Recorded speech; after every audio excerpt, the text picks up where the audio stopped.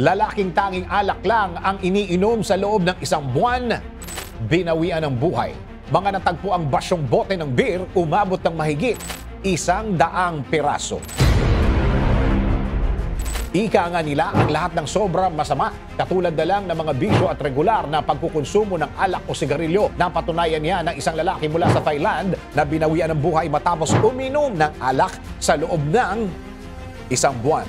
Kung bakit nagpakalango sa alak ang lalaki na ito, kauuwi lang mula sa eskwelahan ng 16 anyos na lalaki mula sa Ban Chang District sa Thailand nang bumungad sa kanya ang kanyang 44 anyos na ama na si Tawisak na Mongsa na nagsi-seizure sa kama. Para maisalba ang kanyang ama, humingi ng tulong ang hindi pinangalanang menor de edad sa Siam Rayong Foundation. Pero nung dumating ang rescuers, binawian na ng buhay ang kanyang tatay.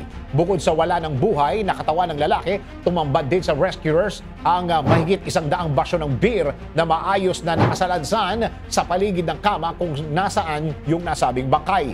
Ayon sa anak ng nasawi, pagka-uwi sa eskwelahan ay pinagluluto niya ito ng pagkain pero ang kanyang tatay tinatanggihan ito at tanging alak lang ang kinukonsumo sa loob ng isang buwan.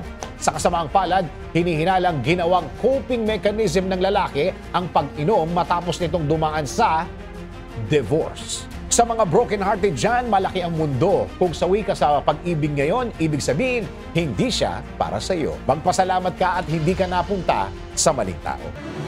DWIZ Research Report. Report.